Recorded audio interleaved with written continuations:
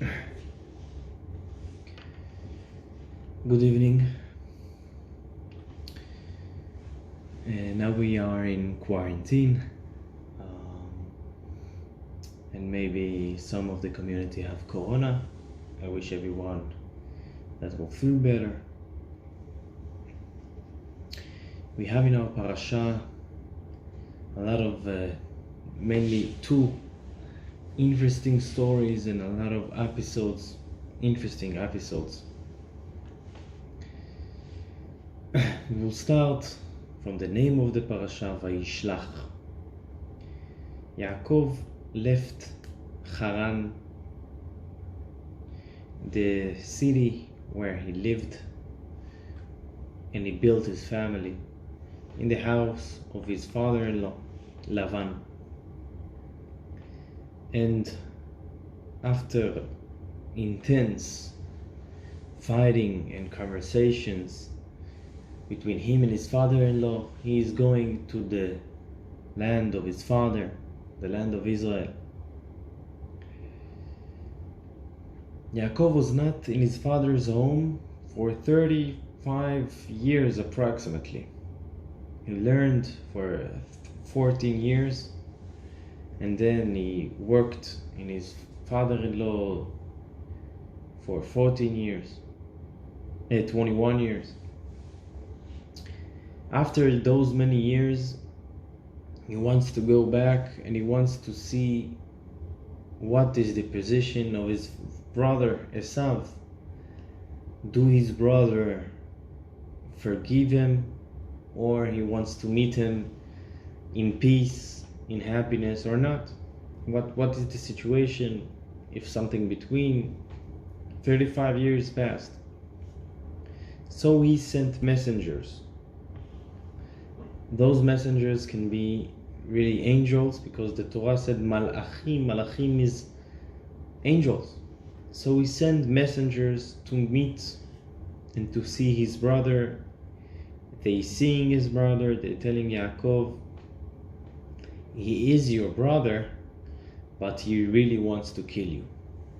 And Esav gathered with 400 men to kill Yaakov, like a small army he built for himself. Yaakov preparing himself in three ways. First of all, gift. He would send a lot of gifts from all his belongings. We know that Yaakov had many belongings in that time. He prepared everything to send to his brother Esav, and he sent it in very smart way that Esav will feel that he's sending really a lot of gifts. He prepared it was a pause between one group of animals that came and then another group of animals came, and he have time between them to admire the gifts, and he really considered Esav's mind that it will be very strong and peaceful gift, peaceful offering. After the preparation of the gift, he prayed. We know that Yaakov stopped and prayed. And then he prepared the war. If everything will not help, I will need to fight the south. So we prepare a strategy how to fight, and he divided his family to two. There were a lot of people, a lot of belongings, and divide the family to two, and he prepared to war. And he was really afraid. Actually, the Torah said that he was afraid, and he was really afraid.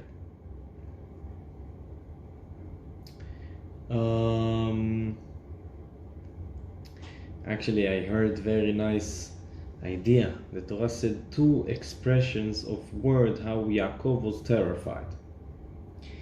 Vayir'a meod, vayitzer. He was afraid and he was stressed. Vayir'a. So why Yaakov was afraid, we will talk about it maybe in the end. But why Yaakov was afraid? So one of the explanations, because he thought that the kindness of God stopped, because he gave him so much. He saved him from Esav in the first time and from Lavan few times, and he built a family and everything. He got so rich, so maybe the kindness of God stopped. So this is hint in the words Vayir'a Vayetzer, because he was afraid that he did two bad things, not good things. Vayir'a is hinting the commandment of the Torah, Vayir'a ish imo ve'aviv tirau, to be afraid from your parents. So Yaakov was afraid that he didn't give so much respect to his parents, and especially compared to Esav.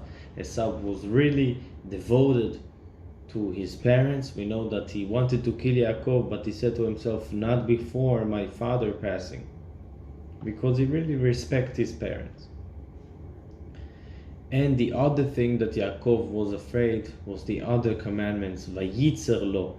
It connected to the law of not marrying two sisters, and we talked about it last week, why he did it, but he was afraid.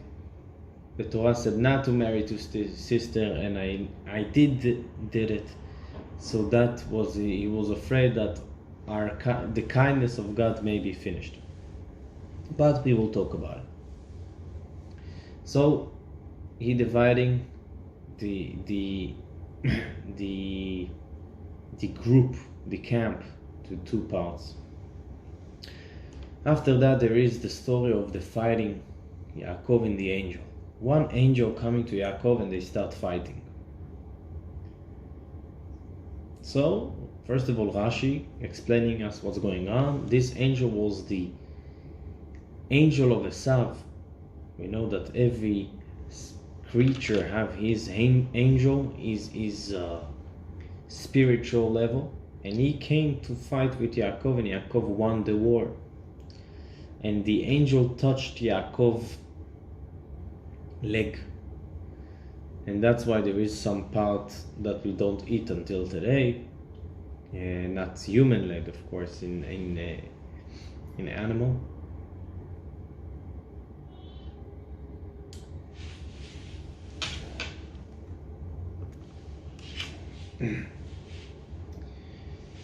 So Yaakov was afraid, and the angel of Esav was fighting Yaakov. They fight, and he came to stop Yaakov. Yaakov won, and they don't eat. Until today we don't eat this gid and asher part in the animal. In the end of the fight between the angel and the Yaakov, the angel in the end telling Yaakov, please release me, I need to go back to the heavens. And Yaakov asking him, I'm not releasing you if you're not giving me a blessing. He asked him for a blessing. So we asking Yaakov, what is your name? Yaakov saying Yaakov, and the angel telling him, from now you're Israel. Israel means that you can fight. You are minister. Sar, it's a minister. You're minister of men and angels. This was the blessing. And then Yaakov going to meet his brother Esav. They meeting, they bowing before Esav once and twice and three times and more, to reveal the compassion of Esav. And Esav really loves Yaakov, and they kissing and they hugging, and it was a very historic moment in the history. I will just explain a little bit according to the insight of Torah, according to Kabbalah. It was a very strong moment. And it's connected, we will talk today about a lot of characters. After last week, we explained the difference between Leah and Rachel. Leah was a person that cried a lot, and Rachel was perfect, was beautiful. And there is those two types of people in the Jewish nation. There is the people that from their birth, they growing up, everything is easy, everything is going well. They're always feeling connected, they're always feeling calm, they're always feeling belong to Judaism, they're always feeling belong to God. They praying, they get what they're praying for, and they going up and up. And there is the people that need to work hard to achieve. There is people that their work is all their life. Everything is hard. They need to cry a lot. Yaakov was a person of inside, person of learning. Esav was a person of outside, of the field, of catching new things, new people, new animals. He was a wild person.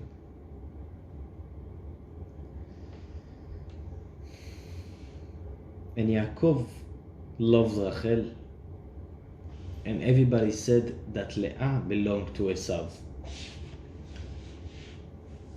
So first of all, let's start with last week. This is all the reason why Yitzchak loves Esav. Esav was not like Ishmael. Ishmael was not Jew. Yitzchak was the Jew in Abraham's sons. Yitzchak was Jew, but the two sons of Yitzchak, Yaakov and Esav, were both Jews. Yaakov was one type of Jew. Esav was the other type of Jew. Yaakov was a Jew, the perfect Jew, the person of learning, of going up and up. And Esav was the Jew that need to fight to reveal the goodness in Esav. We needed hard work, and it didn't happen. It didn't happen. That's why Yitzchak wanted to work on Esav, that Esav will reveal his goodness, because the goodness that there is in the bad places are very, very strong, are much stronger. In the language of Kabbalah, it's called Olam HaTohu. Our world built on the balance, in the spiritual level and also in the physical level. Everything needs to be balanced with the other type. If the mixture is too much from one side, so it's collapsed. Everything needs to be balanced. Much more in the spiritual level. Esav is not balanced. Olam HaTohu means mixed, disaster, not in order, not simple. Yaakov loving Rachel, because when he looking on Rachel, he see beautiful, he see perfectness. And Rachel was pure and beautiful and perfect. From the outside, it reveals, of course, the inside of her. And when she saw that Leah is going to marry Yaakov, she gave it up to Leah. Why? Because she was perfect. And this is why Yaakov was so related to her, so loved her. Leah was not Yaakov's type. Leah was person of going outside, revealing new powers, looking for new opportunities, like Esav. So that's why Yaakov wanted Rachel, but God put Leah with Yaakov for much more time, and she's actually buried with Yaakov until today. And most of the Jewish people are the sons of Leah, grandsons of Leah, not of Rachel. Why? Because It's not enough to be Yaakov, to be perfect, to go step by step. It's not for the most of the people. And even to the most of the people, when you live in that world, it's not enough for you. You need to go up and up and up and up. And how you going up? When you finding new people, when you influencing others, when you influencing new levels in yourself. And this was Leah's work. That's represent when we're saying that Leah was crying a lot. Why? Because when you're working, you also have mistakes, and you need to cry, and it's not simple, because life is not simple. Not every person is perfect. You need to work. You need to achieve new levels. But those people have much more power. Leah had the power to influence Esav. Why? That's why everybody thought Leah is to Esav. Our sage is telling us that when Yaakov came with all his family to meet Esav, he hid Leah. Why? Because he was afraid that Esav and Leah will get married. Why he was so afraid? How come? Why Esav and Leah? Because he knew it's not Leah, Dina.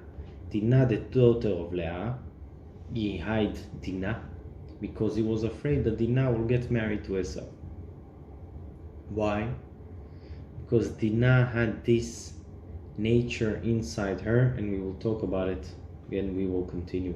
She had the nature of her mother Leah.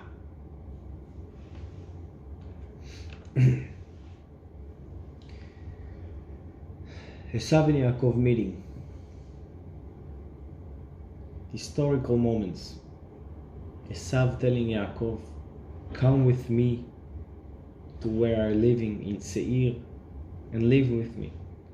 And Yaakov saying to Esav, it's not the time. When will be the time? In the time of Mashiach. Now it's not the time. We're not there yet. It's connected to what we said according to the insight of Torah, that Esav was in much more higher level, and that in the world it's not revealed. It will be revealed in the time of Mashiach. Yaakov going to live in the city of Shechem.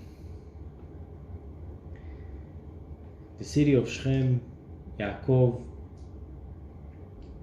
living with his family, and then Dina, the daughter of Yaakov, going outside to the streets. Who finding her? Shechem. Who was Shechem? Shechem was the prince of Shechem, of the city of Shechem. His father was Chamor. Chamor means donkey, but he was a person. He finding Dina, and he forcing himself on her, he raping her, and after that he wants to marry her, and he really wanted it. He's coming to Yaakov.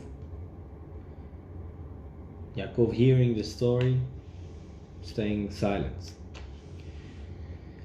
waiting to his sons to come back from the fields, as we know that our fathers were shepherds.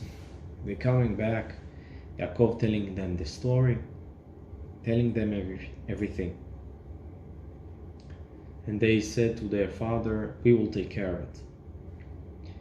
So, how they taking care of it? They calling on all the city. They're telling them, we will want to get connected to you, to unite with you. We will marry our sister to your prince. We will do business together. Of course we will do it. But one condition. You all need to be circumcised. To do Brit Milah, this is our first rule. So the prince really wanted Dina, and he convinced all the city to do it. And that's what happened. In the third day, when everybody feeling the pain, Shimon and Levi, the two sons of Yaakov, coming to the city and killing all the men. This is what happened. Yaakov asking his sons, how come you did it? Now everybody will want to kill us back. They said we had no choice. There is no such a thing to do to daughter of Israel. You are Israel.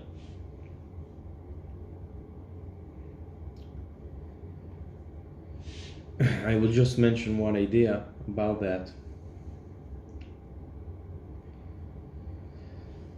Our world today built on ethics that a lot of people thought in the last 2000 years. Our society. And those rules of society of men was not exist before that. In that time, the ethics of men was much more worse. Fathers killed their sons. Their family was common things to do.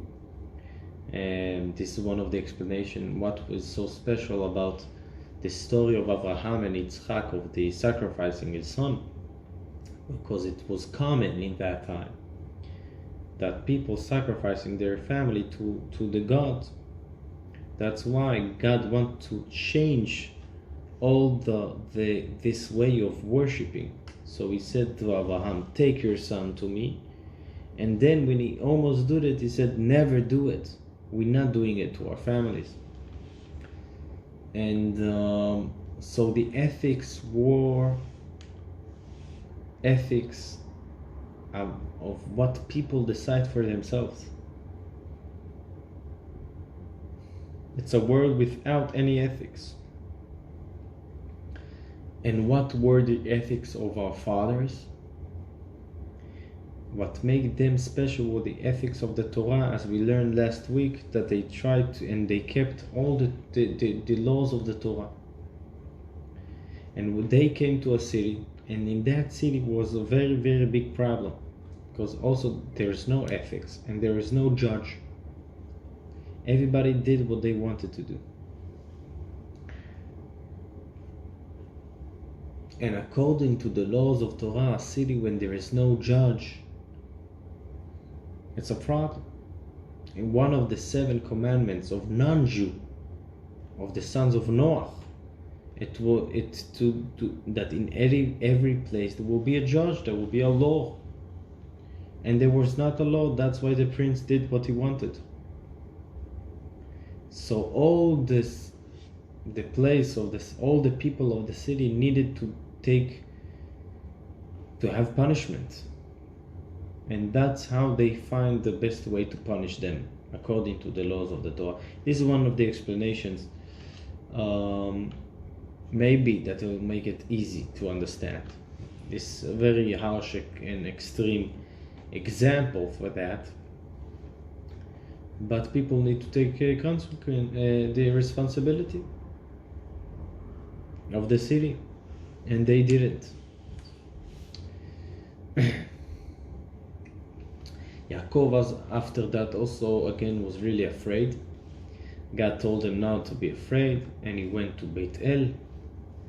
In the way,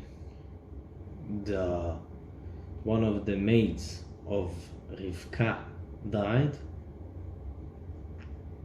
and then Rachel had the second child to Yaakov, her second child, Binyamin. And then she died. Yaakov buried her in Beit Lechem. And then the Torah telling us how Yitzchak also died. Actually, it happened next week, but it's written this week. According to chronologically, it happened many years after. Okay.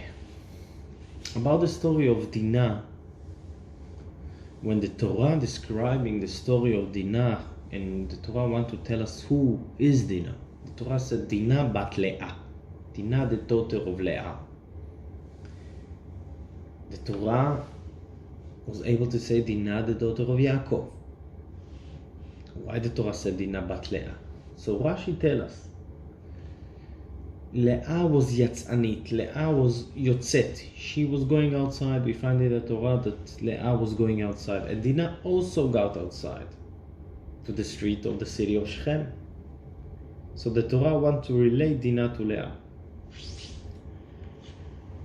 You can ask, why would the Torah relate Dina to Leah in such a bad way? That they were going outside. And that's why it happened to Dina. So the Rabbi explained, and the explanation is connected to what we talked before. That's why I'm saying it first. As we said, Yaakov and Esau were two separate peoples, two separate worlds. Yaakov was a step-by-step person. Esau was a wild person.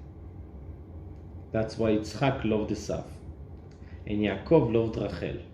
Leah was more related to Esau. And Dina was related to Leah. Dina was the daughter of Leah. She had the same way of work as Leah. She came to a new city in Canaan, in Eretz Israel, and she wanted to influence the city. So she got outside to influence the women of the city in a good way, of course, as her mother. Because the person like Esau, like Leah, that everything in their life going through difficulty, have very much power in their nature. When they achieve something, they achieve it in the best way. And people that have difficulties, many times you would see that they always almost looking for trouble. Why? Because they feeling inside this big soul that they have, the big power that they have. That's why they need to go outside to look for trouble, to look for new adventures. And it's not in the bad way. It's coming from very strong power that they have, and they want to exercise this power, this energy that they have. And if they will succeed, they will achieve much more than the other people that going step by step. And Dina was that kind of person. That's why, and I started to say it before, when Yaakov met his brother Esau, he hid Dina, his daughter, because he was afraid that Dina will marry Esau. Why she would do it? Because he knew her, and he said she will want to marry him to influence him to the good way. And we learning that Yaakov was not appreciating that doing that he hid Dina, because she was able to do it. Dina was very strong, and she was able to influence Esau. This is the power of that nature. A person that he feeling the need, he feeling the call. That's why in regular life it's not fit for him. To stay at home, it's not good for him. You need to go outside. So Esau was so strong in him, it was so high in him. So that's why he was always outside, and he was not educated. And nothing good came from that. So this is the story of Dina. And that's why the Torah relates Dina to Leah.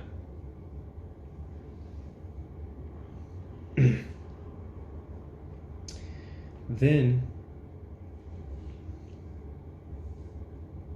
I want to talk a little bit about Chassidut. Of course, everything that I said, especially today, it's Chassidut. But Yutet Kislev, 19th of Kislev, it will be in a few days, and this is the holiday, the head of the year, the beginning of the year of the in the Chassidut, because this is the birthday of Chassidut in some level. And in our Parasha we find that Yaakov was really, really afraid. As I said in the beginning, before he met Esau, he was afraid. And I want to say 2 ideas from Chassidut about fear. He was afraid and he was stressed. And there is a beautiful letter from the Rabbi, from the 3rd Rabbi of Chabad that lived almost 200 years ago, to one Chassid, one follower, that this person told the Rabbi that he have stress in his life. And the Rabbi explained to him, according to Hasidism, what he can do. I want to repeat this idea because we learned about Yaakov and he's being afraid. After that, I will say another thing in a deeper level. This idea more related to the level of Chassidut that talking about practice. Because Chassidut explaining us the soul and the psyche of the soul, the nature of the Jewish soul, so we can use it in our life. This is the power of Chassidut, that taking the insight of Torah and giving it in a practical way that we can use. And also the deepest level of Torah we can try to use in our life. And this is what we will try to show today. So to say the answer of the Rabbi to this follower, we will need to talk a little bit about the godly soul. The godly soul that every Jew have inside his body is part of God. It's a creature that God created, but he created something that God can be inside this creature. It means that every body of every Jew have another power inside him that constantly staying and constantly is a part of God. It never changed. Everything that changing is in our body, not in the soul. What is the soul? How it works? The core of the soul is God himself. It's a creature that have God himself inside.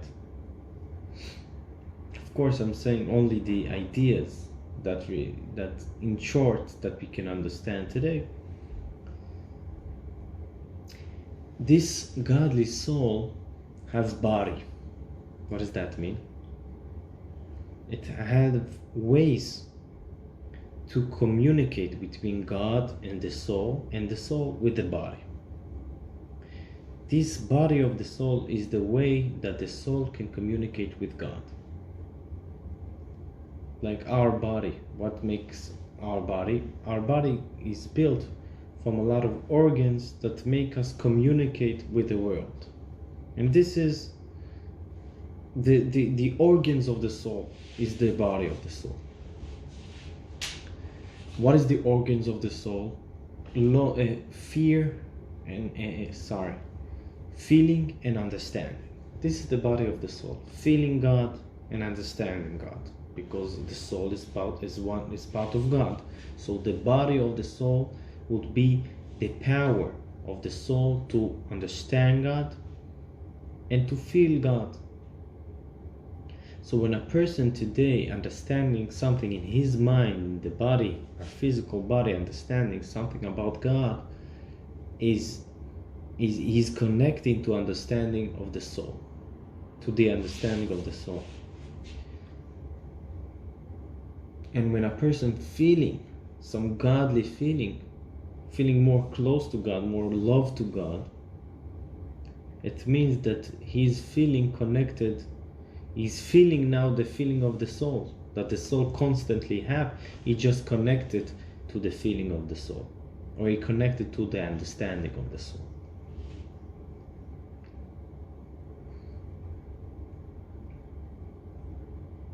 how the body, our physical body, can connect to the soul, to the body of the soul. So the soul have three ways, and in the Kabbalah it's called three levushim. Levushim means clothing. The soul have three clothing that she wearing in order that our physical body will be connected to her. What are the three clothing of the soul? Thinking, speaking, and doing. When a person think, he connect. If he's thinking godly thinking, he connected to the godly soul. If he's speaking Torah, good things, if he's helping some other people, everything good that he's speaking, he connected to the godly soul. And if he's doing something good, he connected to the godly soul. These are the clothes of the soul. Why it's called clothes? Clothing. There is two reasons. One reason is because you can change the clothes. The body you cannot change. The clothes you can change. A person can decide what to wear, and he can decide even if he wants to wear something. So that's the thinking, the speaking, and the doing. You can decide what you want to do with it. The thinking, you can think, you can decide what to think. You can change thoughts. And wearing if to wear the speaking clothes or to wear the doing clothes, you also can decide. This is why they are clothing. Of course, there is the other side of every human being, that this is the nature, the natural soul. This is the opposite of godly soul. This is the soul that connected to the person, that always take care of the body. And this is what we feel in our daily life. The godly soul we feel only when we understanding something godly, or doing something pure good, something pure connected to something above us. When we taking care of ourselves, we feeling the natural body. There's the two souls that there is inside every person. This is the master idea that the creator of Chabad, of Lubavitch, and one of the big philosopher of Chassidut, Rabbi Shneur Zalman from Liadi, is the founder of Chabad Chassidut. This is the main idea that he explaining in his book, famous book Tanya. But we're talking now on the godly side.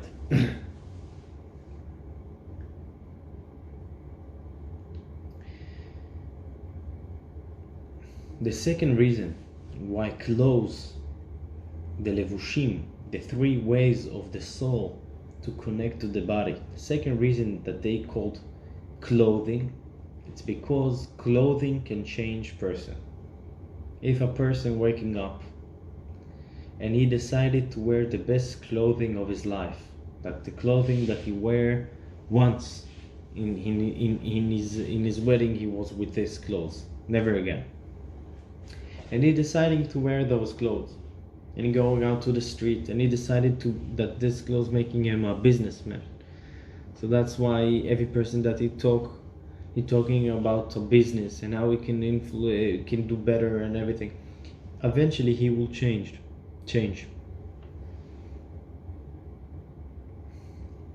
He will not go play basketball with those clothes. He will not feel it, because it's changing the feeling. So clothes have something special inside them that they can change the person. Because if you're talking spirituality, clothes have something higher than the body itself, and also in the neshama, in the soul. The clothes of the godly soul and also in the not godly soul, the clothes can change the soul itself. And when you're thinking, doing, or speaking something, It can change even the structure, the level of the feeling and the thinking of the soul itself. This is what the Rabbi telling this Hasid that said to the Rabbi that he had stress problems. The body you cannot change, the feeling you cannot change. It will come to you. The body of the soul giving you the stress, the natural soul giving you stress. You have the choice. If I'm using my clothes to think about it, talk about it, or do about it. If you decide not to wear those clothes, I will wear different clothes, you would see that you will influence the body itself. You will influence the stress itself. It won't stop coming to you. I know that in our time of life, everything is about sharing. Everything is about immediately say it, express it. And it's not all the time true. It's not better to keep inside, but don't keep inside. Change also your mind. If you always thinking about it and not saying it, it's bad. Put yourself in a different place. Wear different clothes. If you're wearing different clothes, it's something else. You can influence all the structure of your natural soul, because clothes can change eventually person. If people don't know what to control their thoughts, maybe they need to share and go to a psychiatrist. But if we want to change our inside, we can do something about it with controlling our three clothing: thinking, speaking, and doing. This is in short, of course, but it shows us how from the philosophy of Chassidut we can learn something very, very practical about life. The other side that I wanted to share from Chassidut and connected to our Parasha about fear, it's more will show us the philosophy of Chassidut about the power that every person have in his hand. Now we talked about the power of clothes, that through practicing controlling thoughts, speaking, and doing, we can change our inner structure. But I want to show how a person, the belief of the Chassidut. So as I said, Yaakov was afraid from his brother, and our sage is telling us that it was a problem. Yaakov was not needed to be afraid, and we said in the beginning that he was afraid because he thought, one of the explanations, he thought maybe I did too many wrong things and God did to me too many good things, so maybe it stopped. This is the end. There is a verse in Tehillim, Aboteach beHashem chesed yisovevenu. A person that trusts in God, he will find goodness. Why? Because he trusts him. And this is level that Chassidut revealed to us. Every person have inside him every second of his life, even in the time that he doing really bad things, in the same time, there is inside this person godly soul, that this is a creature that always feeling love and desire to God in the same time, that doing exactly the opposite. It means that our work is to reveal something that we have inside us.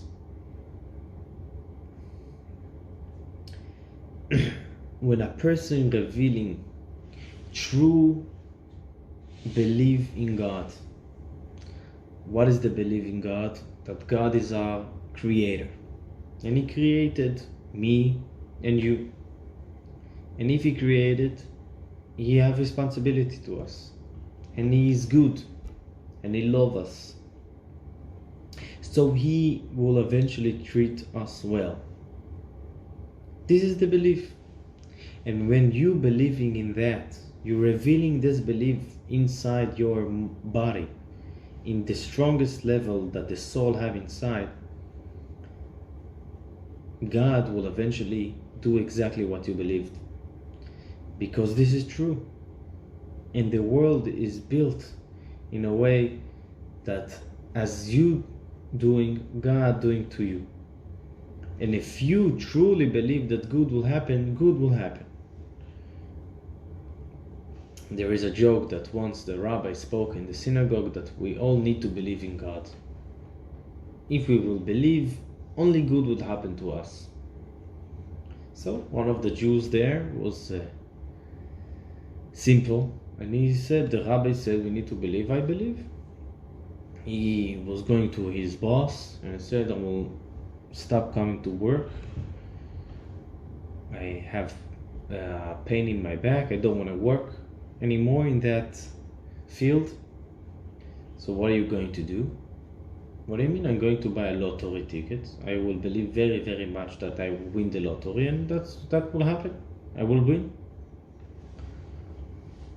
So he bought the ticket. It was very, very big lottery in that week, $100 million. So he bought the ticket, and he didn't win. So he buying another ticket. Didn't win. He bought the third ticket. He coming to the Rabbi with the ticket, and he said, listen to me. You said if I will believe, I will win. This is the third time that I buy. I really believed. I quit my job. I believe in. So the Rabbi said, look, next week is the lottery of this ticket. I'm 100% sure that you will win. In fact, I'm so sure that you will win, I can give you $50 million today, and I will buy this ticket from you. So we said, no problem. Take the ticket to give me 50 million. So the Rabbi said, oh, you see, you're not believing. If you would believe, why would you give me the ticket? So believing means truly believing. Why we not feel that we truly believe?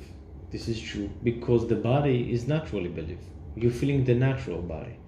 We need to work on revealing the godly side inside us. The godly side inside us, this is exactly the purpose that the godly soul is inside us, to take the natural body and to work with her. Because the natural body have very strong powers, like a salve, very strong. But it's not easy. It's not perfect like the godly soul. It's something that we need to reveal the power inside and work with her. And this is the work. That's why we're going to pray, and when we're praying, we're thinking about God. And a lot of the mitzvot, like Shabbat, it's time to think about God, because through thinking, we influence our soul, the natural soul. We can influence her. We can change her. This is the work of Chassidut. So this is a good time to strengthen our belief and our practice, because those things, the practicing, even in a physical way, can change the inner structure of the soul, the inside of our feeling. I will finish with a story. There was very big professor. His name was Professor Velvel Green. He worked in NASA, I'm pretty sure. He was a professor for a very long subject that I even don't know how to say. so something like magnetemonica, I don't know. About worked a lot of research of materials in space, and he become very close to Chabad, very close to the Rabbi, and he had a relationship between him and the Rabbi. And he sent to the Rabbi a lot of. Once he sent a letter with all his questions about belief. He had questions, and he got response from the Rabbi, responding on all different things that he asked. The Rabbi didn't talk about any of his questions, so he don't know how to think, because the Rabbi had a lot of answers. But he really appreciated the Rabbi, and they continue their relationship, and he really got closer and closer to Yiddishkeit, to observing. After, I think, many years, he wrote to the Rabbi more and more letters, and after many years he got letter from the Rabbi back, and the Rabbi said P.S. in the end of the letter, and giving him all his answers of the questions that he asked many years ago about belief. And when he got the answers, he started reading the answers, then he realized something, and he realized what the Rabbi wanted to show him. He read the answers, and he's saying to himself, I don't have the questions anymore. The questions not bothering me anymore. And that is what the Rebbe wanted to show him. You have questions, but when you will practice, it will change the structure of the soul. Not only the three clothing changing the soul, not only the thinking cloth change the soul, or the speaking, even the practicing, the doing can change what we feel. And this is what the Rebbe wanted to show him. And especially in Judaism, that every deed that we're doing is connecting us to God in a very deep level that we cannot understand. And with Chassidut, we understand a little bit. So, L'chaim, we should all strengthen our belief and our understanding and our learning, and have a good week.